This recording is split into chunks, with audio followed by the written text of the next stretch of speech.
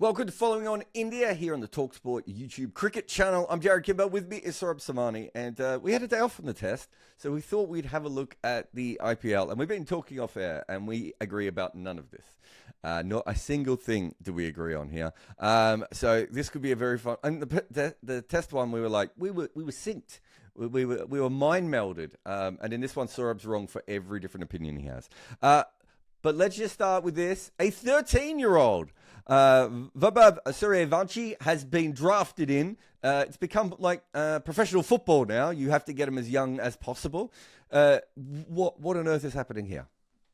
Let me ask you, Jarrod, do you remember what you were doing as a 13-year-old with regards to cricket? Oh, we cannot. Regards to with cricket? regards to cricket, yes. I had a very good year when I was 13, actually. I made some runs, took some wickets. I think I might have captained my team to a premiership. So I'm a little bit disappointed I wasn't picked for the IPL at that age. Yeah, they made a mistake, massive oversight. But so as a 13-year-old, me and a couple of friends who were just as delusional as I was, thought we could cycle to the Chennai railway station, sell our cycles, buy tickets to Chandigarh, and land up at Kapil Dev's house to get trained by Kapil Dev and become India cricketers. Vaibhav Suryavanshi is literally living my dream and getting paid 11 million a year to do it. He's going to get trained by Rahul Dravid. So I don't know how life can get any better from him. But he has hit his peak, I don't know what else. As a 13-year-old, you're going to get trained by Rahul Dravid 2 months in a year, skip exams maybe, do whatever, I don't know. His life is set. Lou Vincent did a very similar thing with Don Bradman. Unfortunately, his story finished slightly differently than yours. He got to Don Bradman's house, of course. What does it say about the league now that there are... I've often thought, because of the way it's going, I'm a bit surprised. I remember talking to some teams about a player who'd taken his own life, a player from Chennai a couple of years ago who took his own life, and they were saying he wasn't ready for the IPL, and he wasn't ready for the IPL, but we all knew he was an IPL player. And I was sort of saying, well, if you all knew he was going to play in the IPL eventually, why wouldn't you just get him early when he's really cheap and put him on a 3-year contract and see where he is and develop him up yourself? And part of that is because the league doesn't really allow for it, because you have to play within the 3 or 4 year period. Exactly. Which is a terrible rule, and I hate, as everyone will know. The mega auction makes no sense to me. And this whole idea that the mega auction brings parity when the same 3 teams keep winning the championship anyway. So the mega auction hasn't worked for parity either. But the chances are that Suryavanshi is going to play in the next 3 years seems pretty optimistic, doesn't it? Yeah, he's not going to play, but it'll be, great for him to be around the group, I think. And the mega auction doesn't bring parity, but if you shorten the words and change the letters a bit, it brings TRPs. And that is also important. Okay, let's start with the Iyer clan. Clan Iyer went absolutely nuts here and got a lot of money. Let's start with oh my God, I've now forgotten the name. Let's start with Venki, actually. Okay, Venki. Shreyas, yeah. that was the one I was like, well, how have I forgotten Shreyas Iyer's name? But let's start with Venki for a minute. Senior player who hasn't played a lot of cricket, who's come in late. It's a lot of money to pay for a guy who I don't think has an ideal batting position. I think he kind of is a very good floater. He tries very hard. He's not always the most polished person. My favorite innings from him are the ones where he comes in and swings wildly and never gets anywhere near a ball. Last year, he was duck or 50 almost every second game. So he's an interesting player. This seems like a bit of an overpay for what he is, though. Why do you think he went for so much? So this is where our disagreements start. I think last year, he actually had a fantastic year, which was slightly camouflaged by the rest of the batting lineup. He did get some low scores, but I was at a lot of KKR matches, as I think you would remember, because I was there writing for you. So he, even when he was getting out, he got out twice or thrice at least when he had absolutely belted the ball. He had leathered it, just found a fielder. He was looking in like absolutely pristine touch. And the times when he came off, he really, added to the KKR batting might. Now, the thing is, when you are batting in a team that has Narayan and Salt doing their thing up front, and then you have got Ray and Rinku to follow, even though Rinku didn't have a good season, but just being in that galaxy of stars, it might not have stood out. But I think he looked much better than what his numbers suggest last year. And that has been, and he has actually not had a bad year in the IPL. We can discount. I don't think he's had a bad year. Yeah, I do think he's already in his 30s. Yeah, right? that's true. But he's also a guy who, unlike a Rahul, if you get a Rahul, you can't now go back to 2016 and make him bat at 4-5.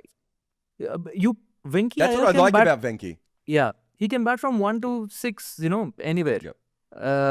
And so here's what I think happened. I think Bangalore had identified that they want this kind of guy in their lineup. And he has, I think, last year at the Chinnaswamy, at least he played brilliantly. Before that also, I think most batsmen like the Chinnaswamy. So that's not the... But, so they wanted him. What they didn't account for is KKR being all emotional about their former player. Because KKR, when Venki Iyer's bidding started, Bangalore had, I think, 74.25 crore. And KKR had 51 crore, which was their entire auction budget. They had not bought anyone till then. Now, they were the two highest, budget holding teams. But I don't think Bangalore thought KKR would get into a bidding war with them, having still so much less. So Bangalore would have expected to get him between 15 to 20. I actually had Venki Iyer as one of my dark horses for a top 5 auction buy. He became top 3. I thought he would be top 5. And so what happened is Bangalore then just kept bidding, I think, because they thought they have the purse to stretch a bit. But KKR just wouldn't let go. So that's what drove his price up. That's why KKR got him in the end, because they just wouldn't let go. I think 15 to 18 is probably where he should have gone. So I don't think he's a massive overpay, but he's an overpay. I think. I mean, that's safe to say. With his age and his experience and the amount of balls he's going to bowl, I think he's definitely an overpay. But I don't have an issue with that, and because he's flexible and because he plays for the team in almost any situation, I'm okay with that. Shreyas Iyer is an overpay. I think in our team we'd scheduled Shreyas Iyer to be worth between about 12 and 14 crore. He has gone for almost double that. Now, we don't factor in captaincy as much as the owners do. I don't think captaincy is worth another 10 or 12 crore, though, is the only way I would put that. This is a very high pace for someone who I thought, again, showed some signs last year that he was coming around and understanding what he was supposed to be doing. But he also didn't have an incredible year, and he's getting paid the same amount of money as Rishabh Pant, who is a left-hander and a wicketkeeper, and can also captain for you if you want. That doesn't make any sense at all. Yeah, I agree. I didn't expect Shreyas Iyer to go so high. I mean, did you in your factoring? Did you factor in brand value? No, not of a big really. name Indian player, because teams do go by that. Yeah, big name Indian players will always get 5 crore extra. You say that though. Is Shreyas Iyer really that high a brand? He doesn't compared front that to much who's available. advertising? Compared to who's available in the market. Yeah. Okay, but if I'm factoring in brand value, then Rishabh Pant still should be worth 10 crore more than Shreyas Iyer. Exactly, which is why I was surprised that Shreyas Iyer reached Rishabh Pant's level almost. I'll tell you the difference. I had Rishabh Pant as 28 crore coming in, and I had Shreyas Iyer as 12 to 14. Now, I thought he would go for more than 12 to 14 because I thought there was more than one team looking for a captain, right? So even if that's what I think he should go for, obviously the league was going to think slightly different. But unless he sings Elvis tunes and brings in an extra 10,000 fans every game, he's not worth anywhere near what Rishabh Pant is worth. And I say that as someone who's probably way higher on Shreyas Iyer as a cricketer than everyone else. And as I said, last year I thought he had a really good season. It's just that he's not Rishabh Pant. The ability that someone like Rishabh Pant gives you and the flexibility that he gives you. He can bat anywhere from 1 to 6. He's a left-hander. He attacks spin the same that Shreyas Iyer does. And he can wicket keep. It's just there should be a big difference between their prices. Okay, so we found something to agree on, that Shreyas Iyer is overpriced. But maybe coming off a good year. And also, I like getting players when they're 27, 28, 29, because you should get the majority of their peak on your contract. True. So I'm happy with that. Rishabh Pant's 2 years younger. So the captaincy bit, no? what I have realized is from talking to people in and around the IPL is that the IPL teams rate captains slightly higher than what we do as analysts in a T20 game, and slightly lesser than what people on social media do in whatever, Reddit comments or something, somewhere in between. But it is rated a bit higher than what you would assume in an ideal T20 scenario, because the IPL is such a league. No, you just come together for 2 months. You have a lot of strong personalities in and around the group. You need somebody who can command that respect of his peers and he is get an them IPL together. winning captain as well. He is, yeah, right. Like yeah. he had, and what makes it. This is what makes this league so silly, that the team who won the IPL can't keep their own captain anymore is absolutely beyond me. But okay, he got the money. RCB's auction. You're very high on RCB. Explain why. So I'm very. I don't know if I'm very high, but I am better. I think they had a better than average auction. So in past auctions, what I've seen of RCB is they go all out for 2 or 3 big name players. Yep. And they often end up overpaying for those. And they're often not, the most well thought out decisions. Like they paid 15 crore for Kylie Jameson just based on 1 year and very little data. And then they paid 14 crore for Yuvraj when, he was clearly past his peak. They've done a lot of stuff like this. But this time, their highest purchase was Josh Hazelwood, who you could say is completely worth the 12.5 crores they spent on him. Wait, that's a massive underpay. I think he was the best bowler available in the draft, based on everything we've seen of him in white ball cricket over the last couple of years, and he got paid almost the exact same that all the other bowlers got paid. Like there's about 8 or 9 seamers who all get paid between 9 and 12.5, 13 crore, and the fact that he isn't even at the top of that list is mind-boggling to me. So I think you're right. I think they did well there. I think the price they paid for Phil Salt is very good.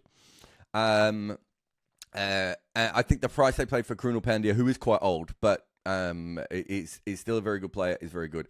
The problem is that when you bring all these players in together, the side, I'm not sure, looks as good. It's the first time they have ever actually tried to have bowling, so I suppose we have to do that. But they spent quite a lot of money on Bhuvi, who is aging out. They spent an awful a lot of money on Jitesh Sharma, who let's just talk about Jitesh Sharma. So you rate him, and I think he's fine. Right? But paying him 11 crore when he's a 31-year-old player with 3 seasons in the league, and his last season wasn't good really that much at all. The other 2 seasons, good, but he's a short-form batter. Fitting into this batting, it looks like they've gone for a bunch of people who like to face not too many balls, right? I don't know how they're going to stretch their batting out long enough to be able to actually make some good scores. Like they've got Tim David, they've got Phil Salt, they've got Liam Livingstone, they've got Jitesh Sharma. Virat's going to have to bat for like 15 overs every game, right? And Patidar, will he be able to attack the way he did last year? I'm worried that he won't be able to bat the way that I want him to bat anymore. So I've got some issues with their overall team construction, but it's hard to have a go at them, although we will, for going for bowlers. But Jitesh Sharma at 11 crore, I don't know. I can't get there. See, they won the Jitesh Sharma bid at 7 crore. Yeah. Then Punjab RTM'd. Now, because of the way the new RTM system works, they had to put a slightly outlandish figure because they wanted him. They wanted Jitesh. They look at him as the guy who can... See, he might not be as good as Dinesh Karthik was, but they look at him as the guy who can do the Dinesh Karthik role. So they wanted him. And I think even DK is pretty bullish on him. DK was like just elite. So, I mean, I think DK is underappreciated, if anything. But off the top of your head, do you remember what Ishan Kishan went for? 11.5. Okay. Ishan Kishan has had, 7-8 years in the league. But Ishan Kishan can't bat at 6 and 7. No, he can't. But he's had 7 or 8 years in the league. He should be reaching his prime and is very experienced in this. I don't know. I can tell you where I'd be spending my 11 crore if I had the... This feels to me like a team who just decided that Jitesh Sharma was their only answer. And if that's the case, I feel very nervous about that because he might have a great year, but I'm not trusting him at 11 crore to have a great year. No, there may be an element to that they decided Jitesh Sharma was the only answer, which is why they went from 7 to 11.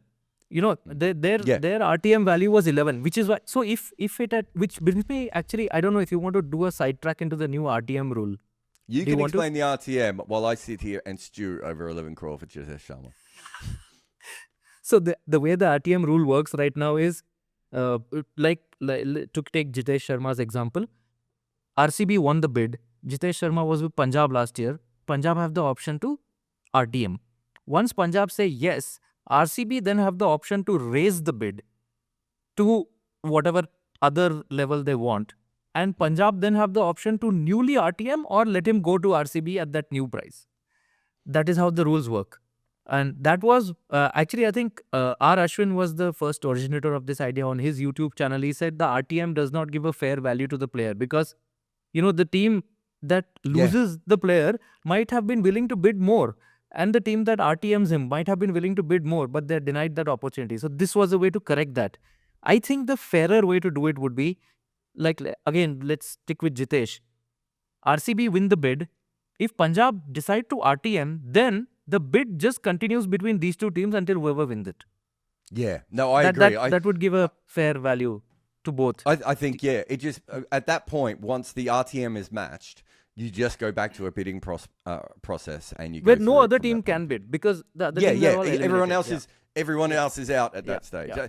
I mean, I just think there is a much better system than an auction in general, but that's neither here nor there. All right. Well done to him because he made lots of money, and that's the most important thing. And I hope he spends it very wisely and invests and doesn't put it in cryptocurrency or something like that. Which team had the best auction? So now, just auction-wise, no, actually, 3 teams I was really impressed by, but all of them were also helped by the retentions. So that is Mumbai that's Indians. That's two different things. So let's start with which team had the best auction, and why is it CSK? Yeah, CSK had a pretty solid auction. I have to say it. They really did have a solid auction. They have, Ashwin, Jadeja, Noor just prepare spinning tracks at Chepauk and unleash them. Win a couple of games away based on the overall solidness of their 12, and they'll be in the playoff as usual. Only thing is, the only problem, think they should have guaranteed a playoff spot, and that's on its own. That's a good enough for me to give them the auction. No, what happens is, if like last year, the tracks at Chepauk suddenly were not spinning as much. It is true. So now if that happens, which is out of everybody's control, then suddenly they are not guaranteed that 6 or 7 wins that are in the bank with this squad. So then it becomes a little bit more, although they still, they got Nathan Ellis for very cheap. They have Patirana, who I think, Well, if you look at what they got for cheap, it's really interesting, actually, because they got Nathan Ellis for nothing, despite the fact that every time he bowled last year, he was good, and Punjab just didn't get it, right? They got Sam Curran for cheap, right, who they like. They got Jamie Overton for cheap, right? So there's a lot of talent in there. They got Rahul Tripathi for cheap. They got Deepak Huda for cheap. That's a lot of different kinds of players, and some of which with all-round skills, and some of which who are specialists, who are, I rate most of those players that they haven't really spent any money on, right? Like they've just got like a lot of good players in that little section there, and then you go to the end where they have Devon Conway, Khalil Ahmed, Ashwin, Racham Ravindra, which is I think where they spent most of their money, and then it looks like, and then they've got a bunch of like either prospect players or players on minimum in their squad. It just, to me, it looks like really clever. They've gone all in with the spin, batting against spin and bowling spin.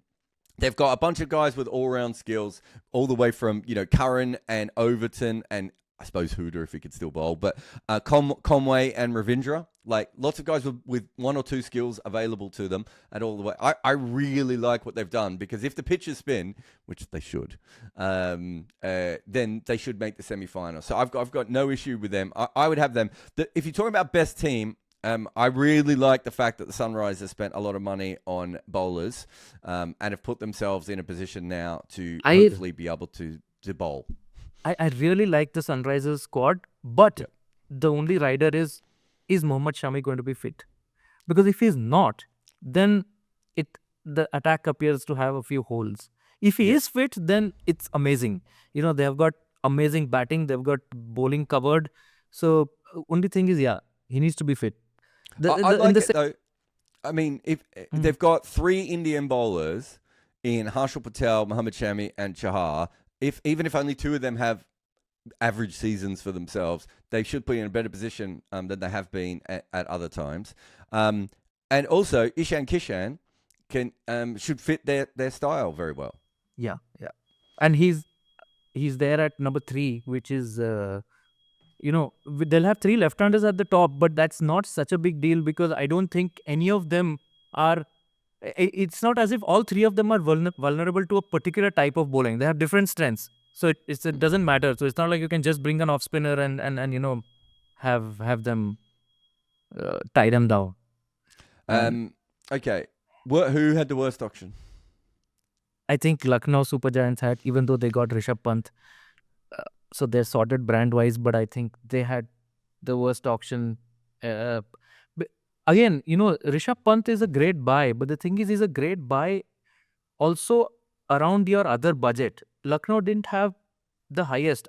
That's why everyone thought that, Punjab or RCB would get Rishabh Pant because that Rishabh Pant is going to go for big money, for huge money. Yeah. You need to have enough left to build around him. And see, Lucknow, their batting of, if Pant, Puran, Miller come off, it's very exciting. But they just appear to be very, RCB of yesteryears where these 3 have to fire. The bowling, the bowling is also very exciting, but it's like, it's a bunch of under 25s almost. And you would need Mayank Yadav and Mohsin Khan to have an injury-free season. Yes. That is a very optimistic thing, to hope for because they have been as much injured as they have not. I'm sure there'll come a time when they are largely injury-free. They could be on the Pat Cummins strat, like the first few years, the body sorts itself out and then you are just set. But right now they are still young and they are getting injured.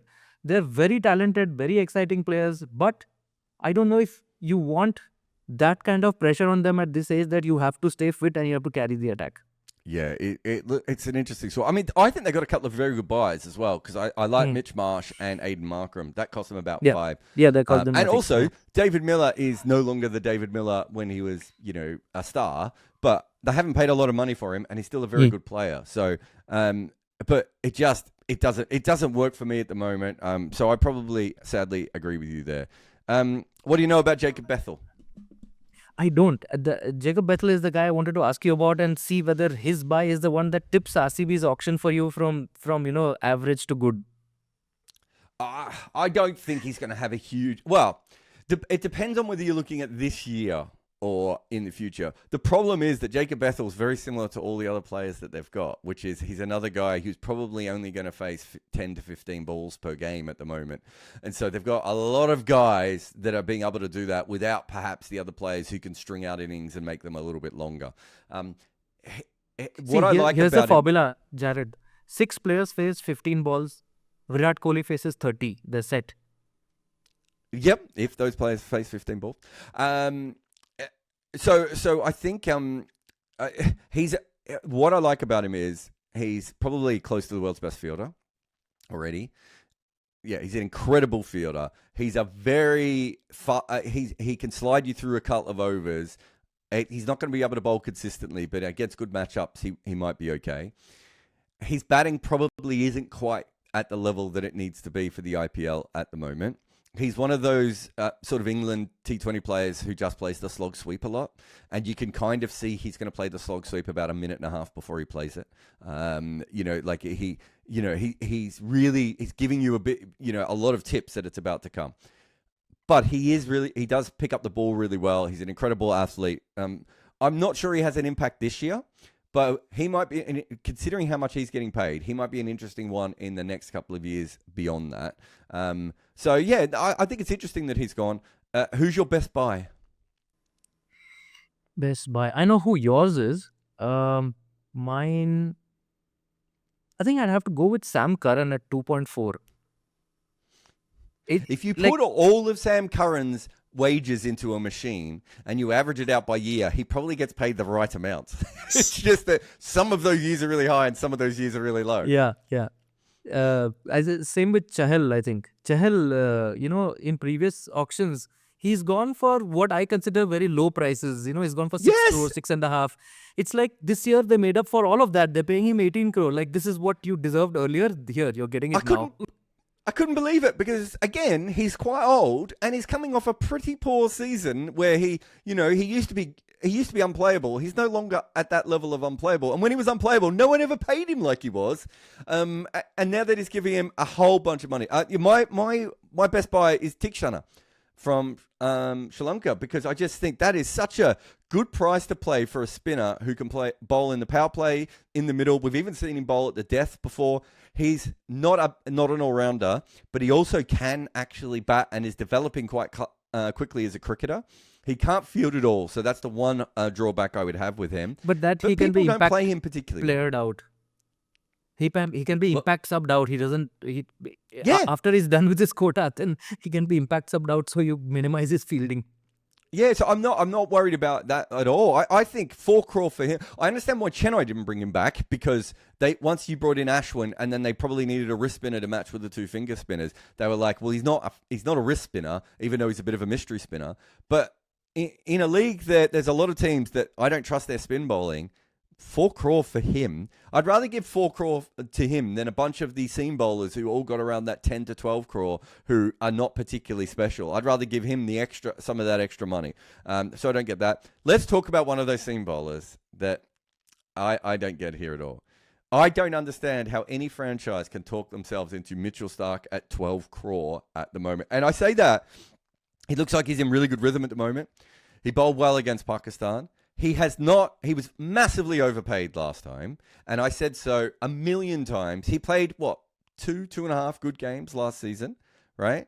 You're paying him at the same rate that you're paying a bunch of other players who had really, really good seasons last year, or in someone like Hazelwood, who's been one of the premier white ball bowlers over the last couple of years. Who's talking themselves into Mitchell Starc at 12 crore? Or 11.5, whatever his price was. Yeah, I think it's 11.75. But I actually don't think that's that's another where we disagree. I think Mitchell Starc... we massively disagree. Yeah. I think Mitchell Starc at 11.75 is not bad at all. I think, that he has been in rhythm and he showed, I think the last year, the playoff and the final, you can slice it however you want, Maybe it doesn't make sense in an analytics point of view, but performances in these kind of matches do carry a greater weight in the minds of observers or even the team's decision makers than the league games. And that would have definitely counted for Starc. Plus, the recency bias thing is also there. Yeah, I think I give that. Where he's playing against India, he's in great rhythm. He has just been in great rhythm against Pakistan before that. And you have the fact that Mitchell Starc used to be great, used to be elite, yes. Right? He used to be that. So you always think a guy who used to be that and is showing good rhythm, there will always be a tendency to go for him. I would have been shocked if he had gone for less than 10 crore. I thought he would definitely top 10. So 11.75 is not, very surprising to me. And he can bat 34. too. Huh? 34. MS Dhoni is 42. Mitchell Starc, next auction, he'll be returned as uncapped. He will get his virginity back. What was his economy rate last year? It was pretty bad. Although, again... What's pretty bad? No. For the fans out there, define pretty bad. What was his economy rate last year? What was it? Around 10? 10.6. 10.6. He went at 10.6 last year, right? His career in the IPL is hilarious because in 2015 he plays, and that year he had an economy of 6.7 and an average of 14. And then last year he had an average of 26, mostly junk wickets towards the end. Although there was a couple of times he got some early wickets which were quite handy. And then went at 10.6 a game.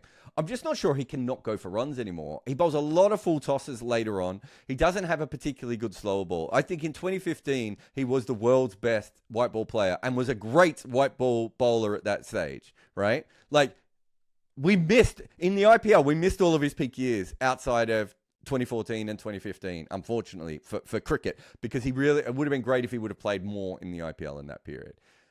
I can't be giving him 12 crore, especially at the age of 34. I need him to be in form right at the moment in the IPL for me to trust him at that money. See, 12 crore, you have to see 12 crore also in the context of a 120 crore budget. It's 10% of your budget. So it would have been like 9 crore in last year's last mega auction, which was a 90 crore budget. Yeah, I give you that. So but I'm not grading him on the overall salary cap. I'm grading him on the fact that Rabada went for less and Bolt went for slightly more, and Hazelwood went for basically the exact amount. And I can tell you, out of those 4 bowlers who I want to spend my 12 crore on, and who I don't want to spend my 12 crore. So Rabada went for what, 10.5? Like Rabada, I think all of them went in that 11 to 12 band sort of. Exactly. I would take Rabada 9 times out of 10. Hazelwood and Bolt. Bolt was the best bowler in the first over last year, and he was so dominant in the first over that he's probably underpaid, right? Hazelwood didn't play last year, but has been, a really good player, and no one's worked out. But India couldn't even hit him in the Test match the other day. Like when they were batting for declaration, it was 1 for 28 off 21 overs. Starc's just not there at the moment. It's a really interesting one to me that all the seamers went. Like, it's almost like there was an automatic cap, because even if you have a look at the Indian seamers, they all went at around, like, Shami went at 10, Avesh Khan went at 9. Prashid Krishna, did he go around that price? There was about. It's like they all had this artificial thing. And what that means really is that everyone had a couple of fast bowlers on their big board, and they all got essentially the fast bowler that they wanted. And so from that point of view, perhaps Starc, maybe when he came up, it just helped him that some of the others had already gone before him, or whatever that case may be. But I just don't think you could talk me into thinking that he is as useful as these other bowlers at the moment. That's us done. Do you have any final thoughts on the draft? Final thoughts. I'm hoping that RCB proves you wrong. Actually, RCB, they just had so many heartbreaks. And a topic for another podcast is how they were robbed in 2015, when the year where Starc was elite and he was playing for them. But otherwise, I think, if I have to pick 4 playoff sides today, it would be Mumbai Indians, Gujarat Titans, Delhi Capitals, and Chennai Super Kings. RCB. You don't have the Sunrisers. Oh, Sunrisers. Oh, man. Oh, this is going to be tough. No, Sunrisers are definitely going to be there. Yeah. I've got KKR, CSK, and Sunrisers to look to me on paper to be just automatic is unfair, because obviously injuries and you can have 2 or 3 major players lose form, but they look the safest bets for the playoff. Not Mumbai Indians? Not safe for the playoffs. No, I think things can go wrong with Mumbai Indians, whereas I'm not sure I see that much going wrong. Sorted out their internal communication issues and whatever it was, they've all had the sit down. Now they're still on paper the team that has a batting lineup of Rohit, Will Jacks, Surya Kumar Yadav, Tilak Verma, Hardik Pandya, and they have a bowling of Bolt, Bumrah, Deepak Chahar, that Allah Ghazanfar, who apparently is really highly rated. He's a really good bowler. He's a really good bowler. What did he go for, actually? Do you know? He also was a bargain buy, I think. But that's also a function of how late he came in the auction, when people had very depleted purses. He went for 4.8. No, I think that's about right for him. But I was watching him recently, and he bowled in a game when no one could play him. And then a couple of games later, it's almost like I could see teams starting to work him out. So he still might be worth a lot. But we'll see how we go. Look, I like Mumbai's team. I really do. I kind of have to see it work together as a team before I buy it as a automatic playoff team. And also, if I have 3 teams in my automatic spot, I'm not really giving myself a lot of wiggle room for anyone else at the moment. So, from that point of view, I don't have a lot. But look, I thought it was an interesting auction, and we'll see how it all goes. We've got a couple of months. The other thing is, of course, in the next couple of months, there's going to be a lot of players injured, a lot of players come in. We might have another Jake Fraser McGurk situation, and everything else. Saurabh, thank you very much for coming on, following on India and talking the IPL auction with me. I'm Jarrod Kimber, and we'll be back again on the talkSPORT Cricket YouTube channel for more of this kind of thing.